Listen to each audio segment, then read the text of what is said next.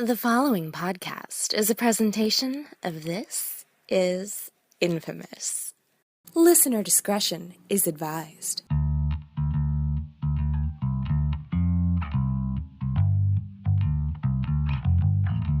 Welcome to a brand new edition of The Lifted Embargo, the movie review podcast that, reviews movies, particularly the brand new movies that will be heading into your local neighborhood movie theater this coming weekend. And this week, a rather loaded show. 4 films for us to talk about on this particular episode. And to do so, I needed to employ the help and advice and expertise of 2 different film critics I have brought into the show. So later in the show, Jimmy O, my Joe Blow colleague, will be joining me later in the show to talk about Kubo and the Two Strings. But in the meantime, I'm your host, Billy Donnelly of JoeBlow.com. You can also find me at This Is Infamous. And joining me at the front end of the show is another one of my Joe Blow colleagues. You can find him on Twitter at Bumbray. So Chris Bumbray joins me this week. Chris, thank you very much, man.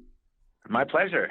So you're not technically the opening act for Jimmy later because you have more films. So it's weird. Well, how that following me is like following Streisand, for Jimmy. So it's gonna be tough for him. He's got big shoes to fill, man. What can I say? Yeah, tell him I told you that. I will. I will. Yeah. Look, it's been a rough summer. I think we can all agree on that. Week in and week out, it's sort of been disappointment after disappointment. This week, though, we have a pretty interesting slate of films to discuss. Three films I'm going to discuss with you. War Dogs, Hell or High Water, and Ben-Hur. So kind of running the gamut of movies that could not be more different from one another. And as a result, I think we'll just jump right into the mix since we have a lot of ground to cover.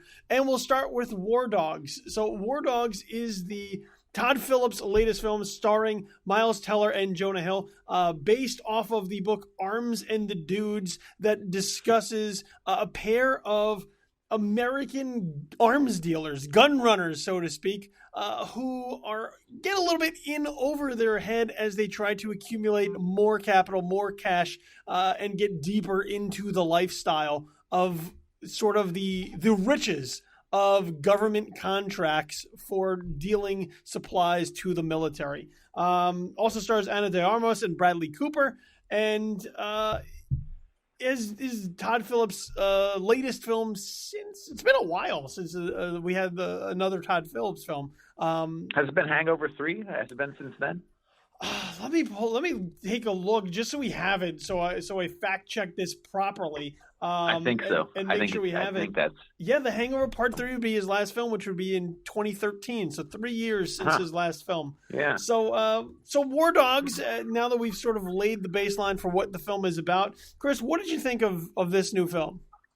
I really liked it. The thing that I noticed about Phillips, especially with Hangover Part 3, is that he seems like he's moving towards being more of a serious director, I guess, or moving away from comedy, it seems like. And when I watched Hangover Part 3, I thought that, it was clear that he was kind of trying to be almost Scorsese-like at times, and it really did not work for Hangover because, it's supposed to be a comedy, and I think people went in and they were kind of shocked at how serious it was. It was almost, it wasn't very funny. But then I think for this one, it works perfectly because it's kind of, this is like what I told my friends, kind of Scorsese light, in the same way that something like American Hustle was Scorsese light, but I don't mean that as a dig because Scorsese light can be quite entertaining. And I think that was actually the right approach for something like War Dogs, which is kind of, almost Wolf of Wall Street-ish a bit. And I really liked it. I thought it was great. I thought Jonah Hill was fantastic. I thought it was one of his best performances in a long time as kind of the more brash, more drug-fueled of the arms dealers. And Miles Teller, I thought, was also pretty good as kind of the straight man, I guess. But what I liked most about the movie probably is that Phillips kind of trusts the audience to make up their own mind about the characters. It's definitely not on their side. Maybe there's some sympathy with the Teller's character, but it's not, you kind of realize what they're doing when these guys are, merchants of death, right? Which is a quote from Lord of War, which is another amazing movie about the same subject. And it worked on a lot of levels for me. I found it very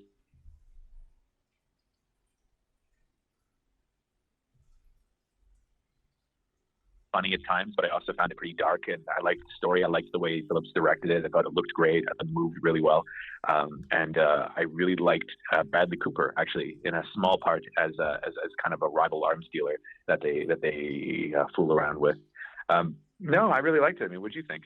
Yeah, I'm right there with you. Really? Hello? I was surprised by how well I like this film. I think this film sort of disarms you very early, which is ironic considering that it's about arms dealers. But I think it disarms you with sort of the humor and sort of the light touch. And it's not in a way that is meant to be like, haha, we're writing jokes, like a Hangover film would be, where they're going out of their way to be funny. Here, it's just, these are two idiotic characters. Like they're characters that they're smart in a number of ways, but they're also very oblivious and in a number of ways as well. And as a result, the fact that they are so in over their head and moronic at times, that's, I think, where some of the humor plays into the fact. And as a result, I found the film really funny at times because of sort of the subtle touch. I think the Scorsese light is pretty dead on. Watching it, this film reminded me of sort of Goodfellas and Casino. It incorporates a lot of the same elements that Scorsese likes to use for films of that nature, which is, having a character be the voiceover and sort of direct the audience as to what's going on and inform them without being too expositionary. You also have sort of these characters that think they're big shots. And as a result, they act like they're big shots, but they're really not. So, going back to, sort of the mafia characters of Goodfellas and even, once again, the mafia characters of Casino, they sort of play like that. These characters that think they're a big deal, but the deeper they get into their lifestyle, the more in over their head you realize that they are. And, then you also have some of the soundtrack mixing, some of the incorporation of the songs that Phillips uses here that I think also works well, which is another sort of callback to Scorsese. So, I think this is a better film than sort of American Hustle was in terms of trying to get that right vibe.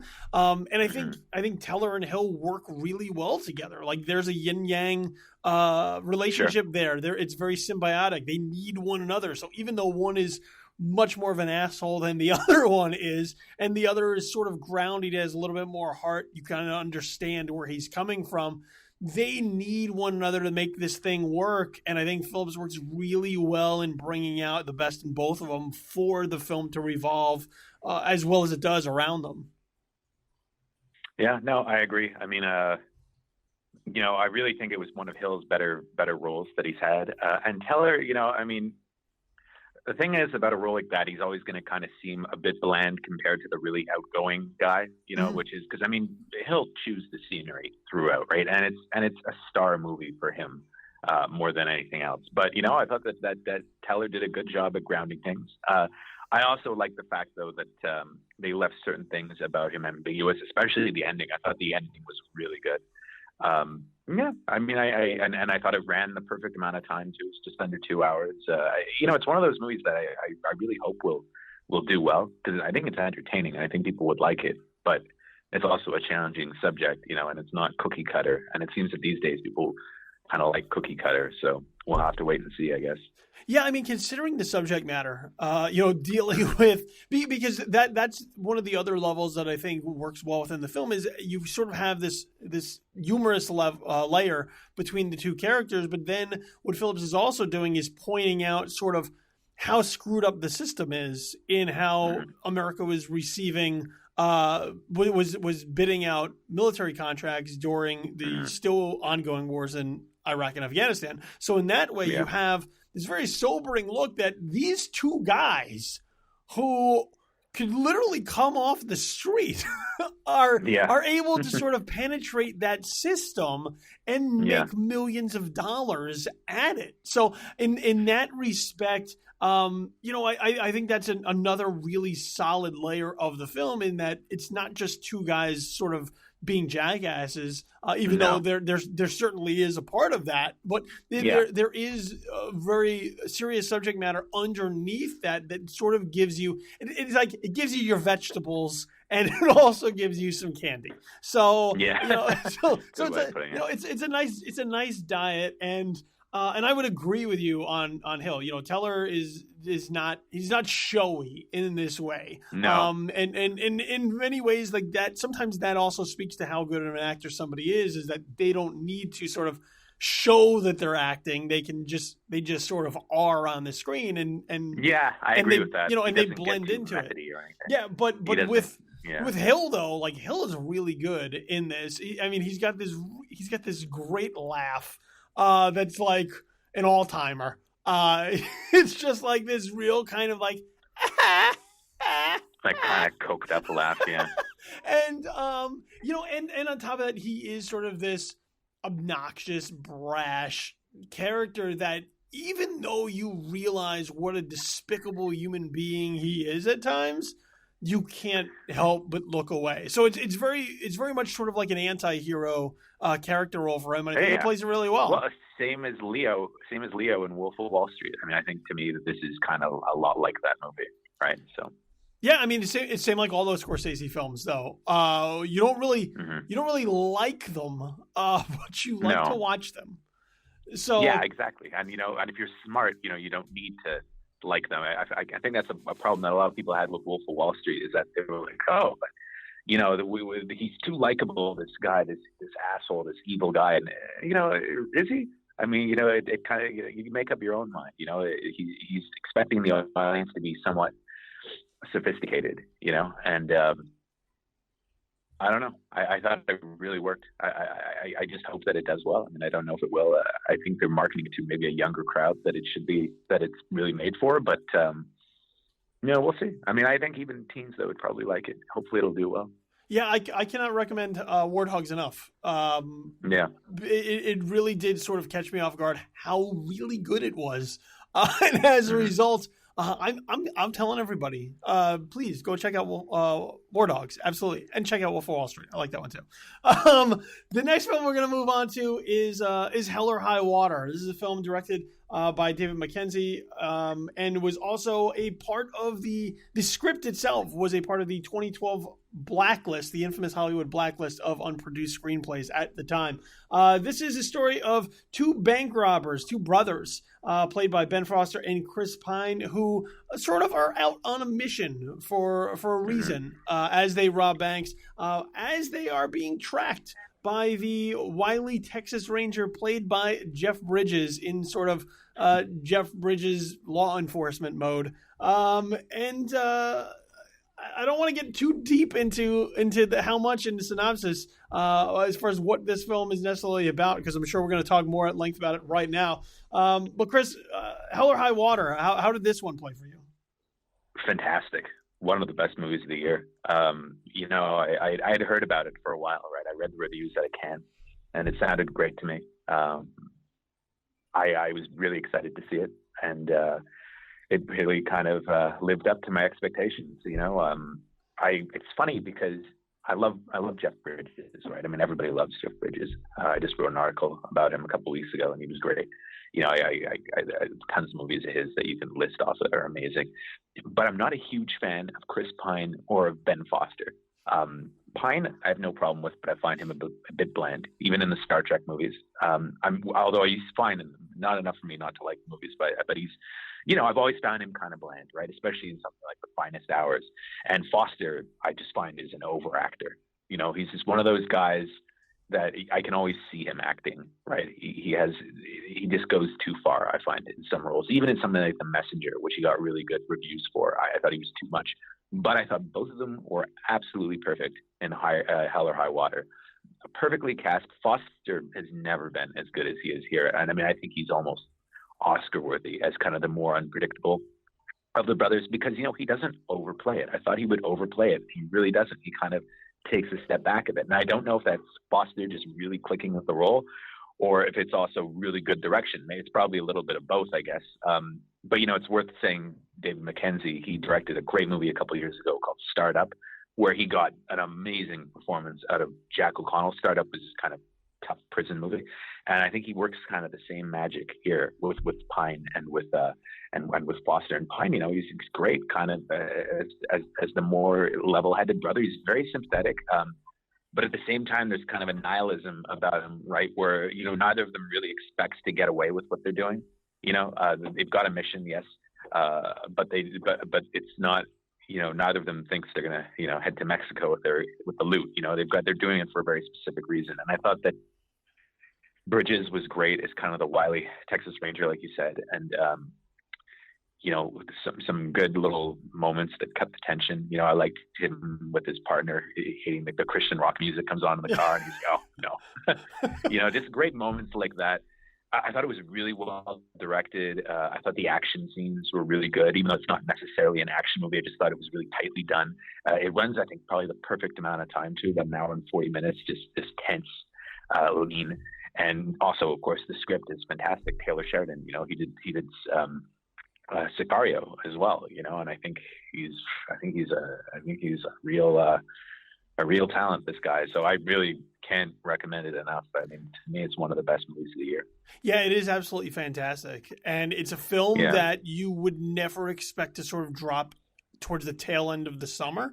And as a result, I could, you would expect this movie to sort of just get lost in the shuffle. But sort of going back to the idea of this has been a really bad summer, this might be one of those films that sort of just like finds a following and breaks out, because there's not a lot of movies like this anymore. It's a very small, quiet sort of movie that has a real story to it and has real characters involved in it. So, you're not going to find this you're not going to find Hell or High Water with, fighting robots or giant explosions in the middle of it. But you are going to find this real tight bank robber story, but it's a bank robber story about something. It's not just, hey, let's round up all these guys and we'll have a cool heist. And as a result, like that's what the attraction will be. No, you have these two brothers that are on a mission.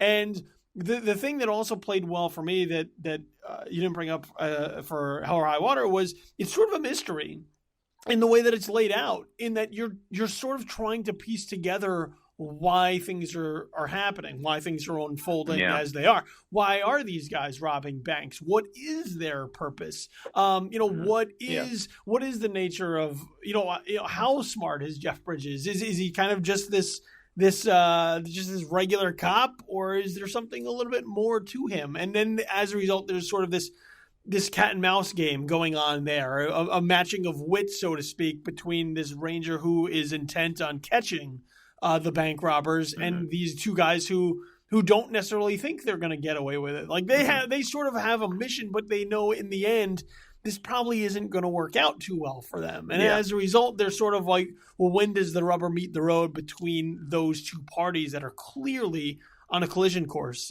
with one another? Yeah. So, I mean, I would agree with you with Chris Pine, something like The Finest Hours, or Jack Ryan, Shadow Recruit. I think he's just sort of there. And you go, oh, why do people think this guy is a star? I'm like, what is it about him? He's not bad, but not great. It's one of those things. He's kind of, like you said, he's just there. He's fine. He's the epitome of fine. And I think there's a little bit more to him in the Star Trek films, because they give him sort of panache to bring to Captain Kirk. But I think this is one of those films that shows you this is why people pay attention to Chris Pine. And I think there's been films after films after films where people have been like waiting to just sort of crack Chris Pine. I think this film finally does it, because even though he is, I think so too. Even though he's more of the restrained brother, there's still a lot going on. There's still a lot going on there with that character. No, for sure. That he's able to bring to. And look, I am a Ben Foster fan, overacting or not. But I think this is. I mean, he's always entertaining. He's always entertaining. Sure. But I think this is the right character that takes advantage of it. So he sort of always plays sort of like these white trashy kind of guys, a little bit unhinged at times. But this is the right setting for it. This is the right story for that character to really stand out. And I really dug them. I dug the two brothers and what they stood for. And I also dug Jeff Bridges. And, there's like two kinds of Jeff Bridges. There's like cool, like dude Jeff Bridges. And then there's like the Rooster Cogburn, like mumbling Jeff Bridges, and he goes sort of to that one. But once again, because you're out in like West Texas, and he's dealing with, he's a Texas Ranger dealing with bank robbers, and he's towards the end of his career. It kind of works for what they want the character to be. I mean, I think it totally works. He has these kind of little ticks that he does too at different points. Like there's one towards the end that's great. There's also, I like the interactions with his partner, where he's kind of, super racist, but he's doing it just to kind of get on the guy's nerves. Not that he's actually racist, but it's and then there are discussions about religion and stuff. And I don't know. I mean, to me, it was kind of, he really kind of exploits the whole kind of shit kicker. Cowboy kind of stereotype that kind of turns it a bit. And, I thought it was kind of an idea. Like, I feel like it must have been written for him, and he's just kind of nails it, Yeah, he just sort of needles his partner. I like the Nick Cave, Warren Ellis music too, by the way. Yeah, it's Gil Birmingham plays his partner, and it's sort of this. Yeah. It's sort of this. He just needles him a little bit. He needles him about being a Native American, needles him about being a Mexican. Like, he just needles him about these things, but you know that it's like they're showcases of endearment. He doesn't not like this partner. He does. He's a ball buster when it comes to his partner. So I think there's little aspects throughout it that I think you touched upon that are sort of brilliant, because what it allows these characters to do is it's not showy, and it's in the fact that it's like, well, here we're going to develop this character. What it does is it drops these little hints, these little ticks, these little character traits that along the way give you the feeling that you know who they are and sort of what they stand for and where they've been. Like the Christian rock thing, you have this guy who just he sleeps outside, like stakeout style. When he thinks he has a hunch, he just sleeps outside like his t-shirt, or in a blanket. So there's different aspects, I think, that are much more subtle than I think what some people would think in terms of like character development. And I think as a result, you have this really just nice, fluid, tight film that's really compelling to watch. Yeah, I agree. I mean, I look forward to watching it again. I hope it doesn't get ignored in award season, but we'll see. I mean, that's the downside, I guess, of releasing it during the summer. But then the good part is that it does have a chance to kind of break out more than it probably would in the fall, when there's going to be a ton of movies, hopefully, like this. So, I mean, I think though, like, the type of people that read Joe Blow, fanboys and stuff like that would really like it too. I mean, I think it's one of those movies. I really hope it works, financially, I guess, because I thought it was one of the best movies of the year. Yeah, it's just a good film. Like, that's what it comes down to. Well, it's an original story. It's a story. It's not a remake. It's not a superhero movie. I mean, it's just a film. It's a good story, and it's not predictable. No, for people who always are like, I just want to watch original good films. Yeah, this is one. This is it. So, so don't ignore it. So, for the both of us, I think we can't recommend Hell or High Water enough. Right. The last film that you and I are going to talk about is Ben-Hur. This is somewhat of a different opinion on that one. Yeah, this is a reimagining, I guess, of Ben-Hur, the 1880 novel, the Lew Wallace novel, Ben-Hur, Tale of the Christ, directed by Tamara Bekmambetoff. And this stars Jack Houston, Morgan Freeman, Toby Cabell, and Rodrigo Santoro, and tells the story of a nobleman who at some point is falsely accused of sort of trying to stand up to the Roman Empire, and as a result is thrown into years of slavery, and along the way, he tries to sort of reunite with his family, which he doesn't know if they are alive or dead, as well as get revenge on his childhood best friend, who is the one who essentially sold him out and betrayed him into those years of slavery. This is a different version of the story from the 1959 Academy Award winner. And there's been other numerous takes on the Ben-Hur material over the years. So this version of Ben-Hur, Chris, what did you think of this one? Well, it's like the Cliff's Notes version, I guess. I mean, I've never read the book or anything like that, but I've seen the 1959 version a couple of times. Right, I really like that movie. I got on Blu-ray. I'd love to see it on the big screen one day. And the thing is, it's just a real epic, right? And, in this movie, I mean, even though it apparently cost $100 million, it just seems small. It seems low rent compared to that. It's not visually interesting. It's got, lots of CGI and 3D and whatever, but I found it kind of bland to look at. It's the original is a religious movie, I guess, because that kind of fit the era a little bit, right? Even though it was directed by a Jewish guy, William Wyler, but it was, it had the religious aspect, and this one does too. I mean, because this one's produced by Roma Downey and her husband, Mark Burnett, I think, and it's really trying to kind of tie it into the Christian market.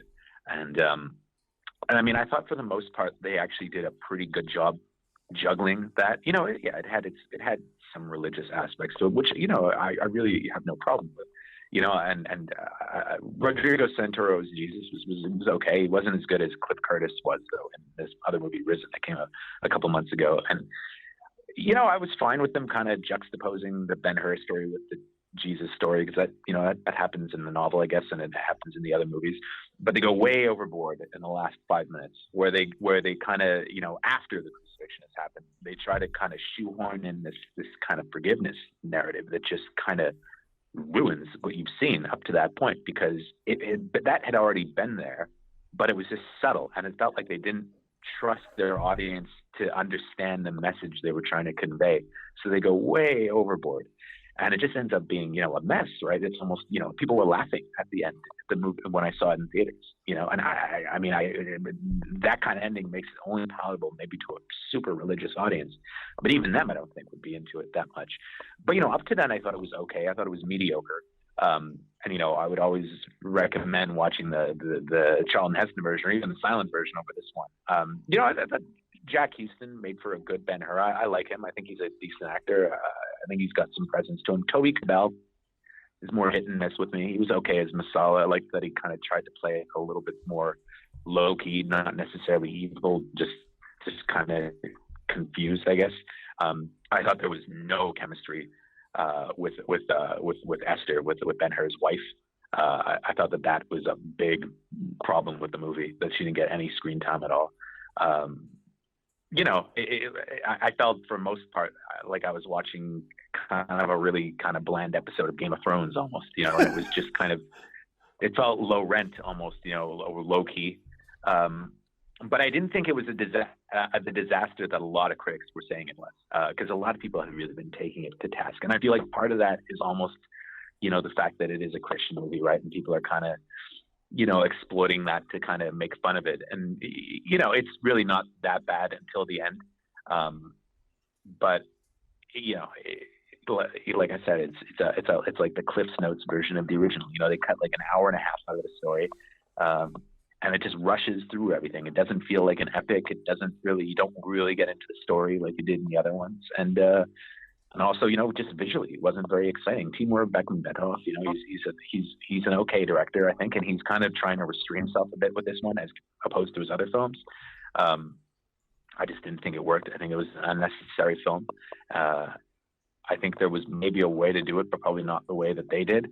And it's kind of weird because, the two other big Ben-Hur movies, the silent version and the 59 version, both almost bankrupted their studios, right? Because they were so expensive.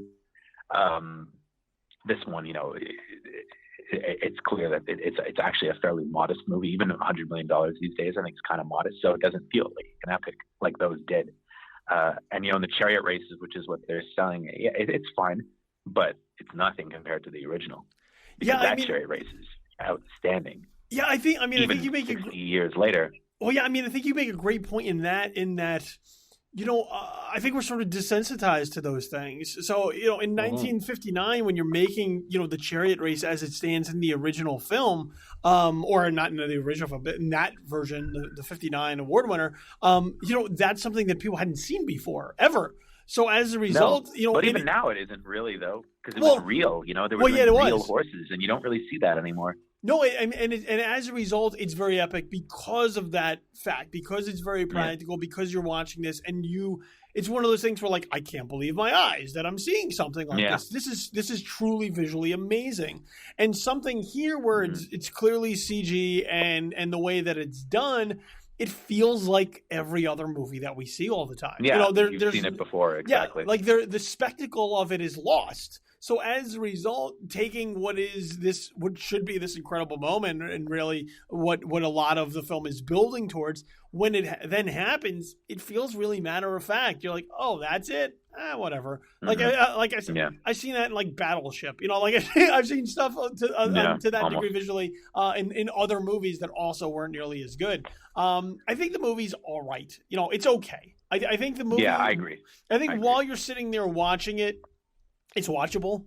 It's fine. I didn't hate it. It's funny. Just, I thought I was going to really have a hard time sitting through it. I didn't. It went by fast enough. It was fine for the most part. Yeah. That's the thing. When I say it was good, no. Would I recommend, spending money on it? Not when something like Hell or High Water or War Dogs is out, but it's not awful. No, it's a film that, like, you sit there and you watch it, and while you're watching it, you're like, this isn't bad. Like, it's fine. And then, like, you get up and you leave, and you forget everything about it. Like, if somebody were to say, like, hey, well, how was Ben-Hur? You'd be like, oh, it was all right. And they go, oh, what's it about? You go, I can't even really remember. I couldn't even tell you, like, really high points or even really low points. Like, it's just sort of one of those movies that's just there. Like, it just exists. I think unnecessary is probably the right term, because there's no real cry for this movie, and if you go see it, there's nothing really amazing or exciting or noteworthy about it. It's just sort of one of these movies that, like, it's just going to come and go, and that's going to be the end of it. So I think that Jack Houston is I feel fine. Like nobody's going to go see it. Yeah, I feel like nobody's going to go see it. I think Jack Houston is fine in it. But even on the Toby Kebbell side of it, I think you make a great point, which is that a lot of the things feel rushed in this film. So as a result, character turns, character moments, character motivation doesn't really make any sense. It just sort of happens, and it's jarring at times, because, like, wait, why did he turn on his best friend of, like, his whole life so quickly, like at the drop of a hat? Like, it doesn't gel with what I think the story is trying to tell me. And even then, I would agree with you to a point. I think the sort of forgiveness aspect, I think that hedges closer towards the source material, going all the way back towards the book, than the film did, which is why, like, they're really stressing that it's not a remake, it's a reimagining. Because I think this film goes much more towards forgiveness than revenge, which is sort of what the 59 film was baked on. And it does sort of not work, like, because the forgiveness aspect isn't really in the rest of the film. It's just sort of thrown in at the end. It's not convincing at all when it happens. People were kind of sitting there in the audience like, what?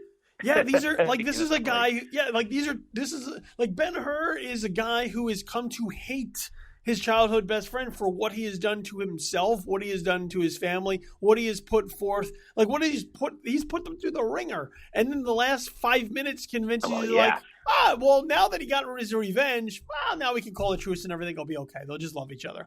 And you're just like, I'm not really sold on it. It's just ridiculous. And I also had a problem with the casting of Morgan Freeman. Like, it's kind of, like, Morgan Freeman shows up in the film, and I love Morgan Freeman, but when Morgan Freeman shows up, you're like, what is Morgan Freeman even doing near this movie? Like, Morgan Freeman, does he have a car payment that he really needs to get done, like, in order to do this flick?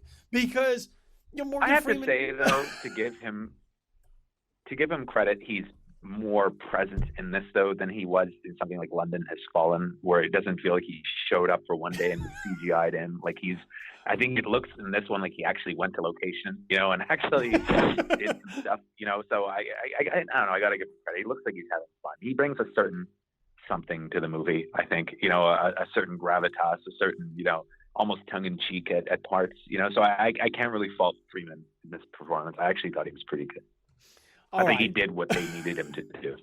Which is sort of bring credibility to the film by having Morgan Freeman in it. So, I mean, look, it's all right. Like, it's nothing. Yeah, it's nothing exactly. Special. It's nothing special. It's not bad.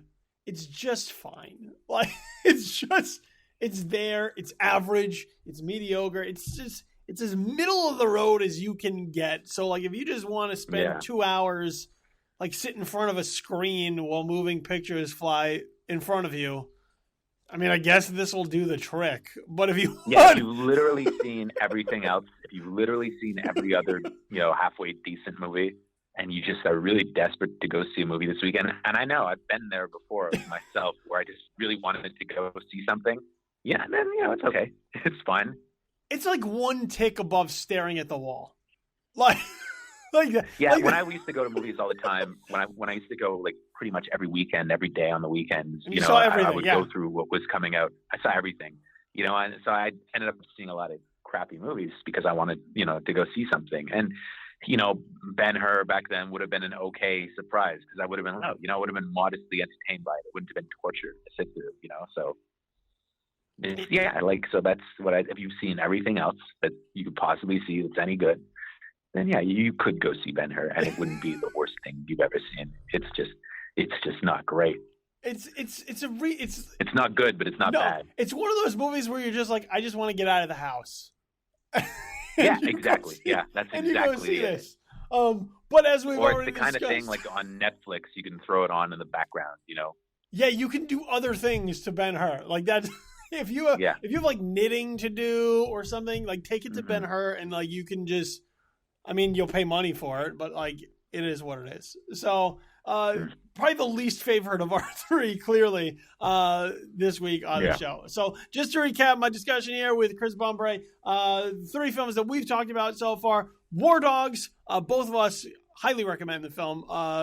Scorsese Light, and that is meant as a compliment, and very entertaining and funny, surprisingly funny. Hell or High Water, Chris loves this one. Loves it. One of the best films of the year.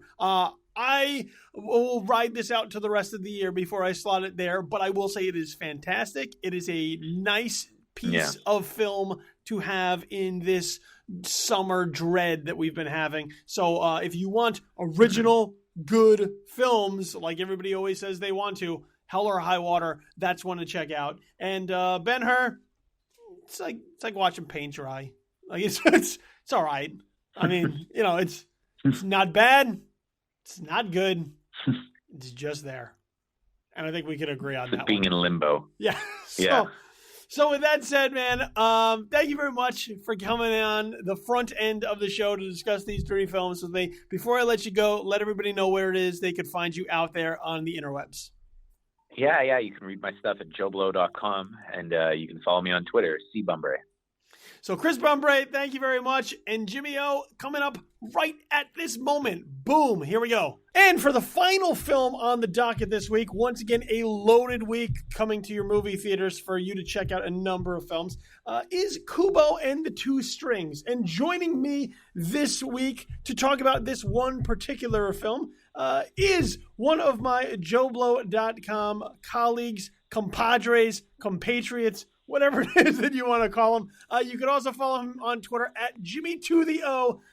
Jimmy O, James Oster. What's going on, dude? Hello, sir. Thanks for having me back, man. It's been a while. It's been a little bit. It has. It really has. But I thought this would be an interesting film for us to talk about, namely because you saw it. So, and as we all know, trying to track down somebody who has seen everything on a film on a week this packed with movies is an impossibility. So I had to sort of piece everything together this week. So the film that we're going to be talking about, like I said, is Kubo and the Two Strings. This is the latest film from Leica for Focus Features, and it is a 3D stop-motion animation film directed by Leica chief Travis Knight and stars the lights of Art Parkinson, Charlize Theron, Ralph Fiennes, Rooney Mara, George Takei, and Matthew McConaughey. And essentially, at its baseline, Kubo and the Two Strings is sort of a Asian cinematic fusion fantasy film about a young boy who must deal with these sort of mystical enemies along the way and confront the past and the legacy that he must sort of carry on from his previous family or from his late family with his father as a legendary samurai warrior and his mother as sort of a not an overbearing matriarch, but a very protective mother who knows that her son carries with him some sort of specialness that is needed to sort of save the day. So I think that sort of puts it into perspective as far as what it is. Sure. But so let's get right into it. Jimmy, what did you think of Kubo and the Two Strings? I think it's a masterpiece. I mean, it's simple as that. I think it's a masterpiece. I think this is a beautifully done movie. Visually, it is just superb. It continues Leica's amazing. I mean, this is their fourth film, and they just know how to do it. That's what happens when you spend some time on a script, Spend 4 years on a movie, you're going to do something good. I think it's absolutely beautiful. I'm out of 10 simply because it's just everything about it worked. I would say if I could come up with a complaint, it was almost they were too ambitious and they tried too much to make it too action-packed. But man, did it stick with me? I want to see it again. I think between that and Paranorman, it's my favorite Leica film. See, the Leica films for me have been kind of hit and miss because they do tend to be much more mature in themes, a little bit more adult. And even as an adult, like, I'm fine with that. I understand not everything needs to necessarily be catered for children or dumbed down to a point. But I think sometimes with the Leica films, they tend to go maybe over the heads of the younger audience members. I didn't connect with Kubo and the Two Strings as much as you did. I can tell you that I appreciate what it's doing. I would agree with you that it is absolutely beautiful, but I had a harder time connecting with it. And I think part of it may be because I wasn't expecting the film to be as dark as it was. And as a result, I had a little bit more trouble diving into it. And subsequent viewings may change that. This might be one of those ones where I see it, more and more, and the more and more I see it, I appreciate it even greater, and I grow to like it a little bit more. But for me, I prefer something like the Box Trolls a little bit more in terms of the Leica realm. Paranorman I thought was pretty good. This to me was more along the lines of Coraline, which I thought was strong, but just didn't hit those right strings for me, pun intended. And I mean, look, I get what they're going for. Like, they are going for this sort of martial arts, Asian cinema type of movie, very and mystical, fantastical in that way. But there was something just about the characters that didn't necessarily connect with me. Matthew McConaughey as Beetle, I just found it to be a sort of off character that they sort of build to get to like a grand reveal a little bit further down the line. But I think had I just gotten that out in front, it may have connected with me a little bit easier than sort of wondering, who is this character? Where do they come from? The mystery just didn't play for me as well as I think it might have other people. But at the same time... Oh, really? Yeah, see, that mystery just... I thought it was slightly predictable, but to be honest, I was like, I loved it. I loved the reveal. I was totally on board with that.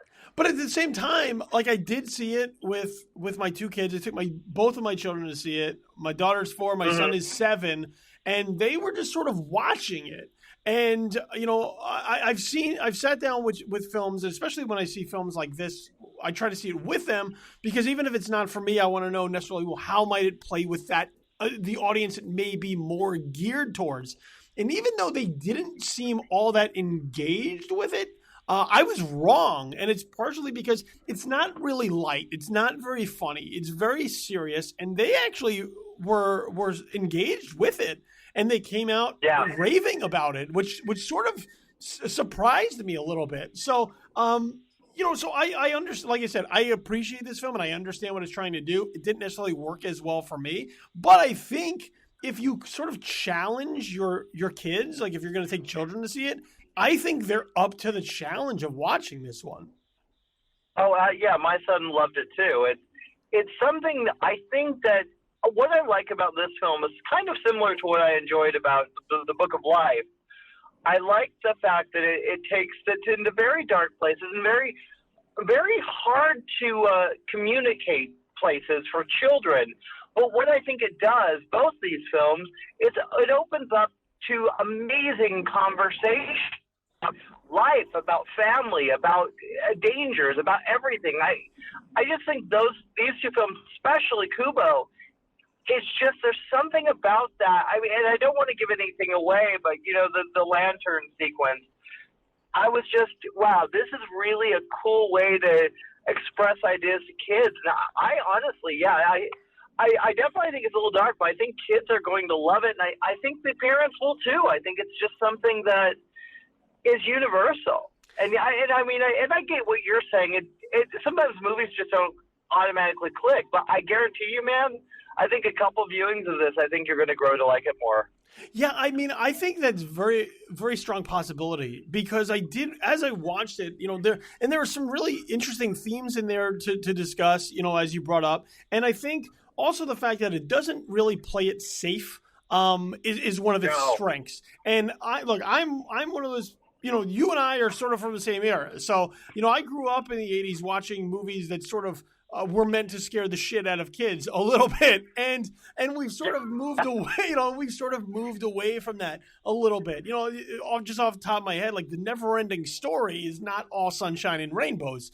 There's some real dark material in there that challenges kids, and I think that's one of the benefits of the Leica films is that it's not afraid to challenge them. And I think having watched this with kids and seeing how they sort of responded to that challenge of a movie that isn't like just filled with jokes or some laugh lines or, very colorful characters, how well they responded to it. So in that respect, while the film didn't necessarily click with me, I could still recommend this film for people to check it out, because I think there is something here. There's something there for other people to get something out of on a number of levels and a number of layers.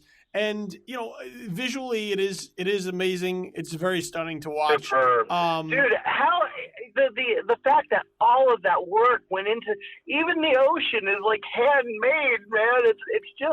It's just beauty. I mean, even that, and I don't know if you remember, I was on the set for this film, and they had that skeleton, and it's huge. It's a puppet, but it's like 2 times the size of me.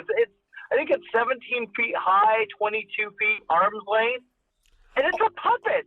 Oh no, it's an outstanding sequence. I mean, I thought that was one of the best sequences they had, and they do, and during the end credits, they actually show the construction of how they built it. Sort of in you have to watch the end credits. And my kids were blown away by the fact that was like a real thing that somebody built. So I think there is, Leica does their own thing, okay? They're not like Pixar. They're not like Disney. They're not like DreamWorks Animation. They're not like Sony Pictures Animation. They do their own thing. They put their own mark, and they have their own, really their own fingerprints to put on films like this that I don't think another animation company would touch. So for that, I'm always in favor of supporting a new Laika film. I think some of them are better than others. But I think that I can find appreciation in Kubo and the Two Strings, so that while this may not be it for me, I think that there is something for other people to find out of this. Like, this isn't one of those movies where I could be like, no, this is horrendous through and through. This is one of those movies where I can actually say, I wasn't crazy about it, but I think some other people might be. Yeah, I think I'm going to push you to give another chance, man. I think you're going to love it. I think it's going to grow on you. And I found that to be the case with Laika. They're movies that just kind of grow on you. And if it's on, man, whether it's Coraline, Paranorman, Box Trolls, this, I will watch it because they just really are. You know, again, when you spend that much time on a movie, it shows, and it's such a good story, so beautifully. And considering that's Travis's, feature film debut, that's wow. I was very impressed, and clearly that dude knows his stuff. Yeah, I mean they are very careful with their story, and you did bring it up. Like that's the thing that like it does do is like they pay real attention to story and making sure the story works on another levels, or that the story just that it even makes sense. Like that's the thing. Yeah. They don't go right? They don't go and just be like, well, we'll fix it in post because they can't do that. So. I will look to maybe give this one a second viewing in the future. As far as overall, I would recommend that other people do give it a first look and see how it plays for you. Know going in that it's a little bit darker as far as, family fare is concerned. I don't think it's as good as the Box Trolls is, which like hit me like right out of the gate. Like I love that movie. But I think it is another impressive feat from Laika. So for me, I can recommend it. And for you? Oh, God, yeah. I would say this weekend, go out and see it. Like, I may go again. I loved it. Just absolutely loved it. Well, there you go. Jimmy, thank you very much, man, for taking time to be part of the show. Before I let you go, though, let everybody know where it is they can find you out there on the interwebs. Of course. You can find me at, Jimmy O at JoeBlow.com, arrowinthehead.com, Twitter, I'm on Periscope, I'm on Snapchat. I think all of them are under Jimmy to the O. You can also find me on Facebook under my name, James Oster. I'm all over the place. It's pathetic. It's never pathetic. It's the way of the world. All right, man. Thank you very much. No problem. With all that said, be sure to follow all of our social media accounts as well. On Twitter, you can follow at @TizInfamous. That's at TIS-Infamous. That's the official Twitter handle of the mothership. This is Infamous. So for all our great content and informing you when a brand new episode of The Lifted Embargo goes up, at @TizInfamous. And for myself, Billy Donnelly, at Infamous Kid, KIDD, 2 Ds at the end, for all my random ramblings and musings, my stream of consciousness put into the written word in 140 characters or less. So on Twitter, at Infamous Kid. Over on Facebook, 2 pages for you to follow, facebook.com/TizInfamous and facebook.com/Billy the Kid. Always really interesting conversations and discussion threads going on there. So participate, like those pages, get involved on both of them on your Facebook social media. Podcasts can be found basically everywhere podcasts can be found. So you found it here already, but if you have a preferred method, you can find The Lifted Embargo there as well. iTunes, Stitcher, Blueberry, SoundCloud, Google Play. You can find The Lifted Embargo there, so make sure you subscribe to the show so you never miss one. It gets delivered right to your phone or your tablet every time we drop a brand new one. And make sure you also rate and comment. So let us know what a good job we're doing. It also helps for placement on those various distribution models. So please just take your time to do that for us. A couple quick seconds, and I will be forever thankful. My work can be found regularly at joeblow.com as well as thisisinfamous.com. So please make sure you find all my excellent content I'm putting out there into the world. I'm putting it out there just for you. I'm going to get out of here right now. I'll be back next week with brand new critic to discuss new films coming to your neighborhood movie theater. So I've been your host, Billy Donnelly. This has been The Lifted Embargo. I want to thank my guest this week. I'll see you next week. Go find a movie to watch because there's plenty of good ones out there if you look hard enough. Have a pleasant immediate future. Peace.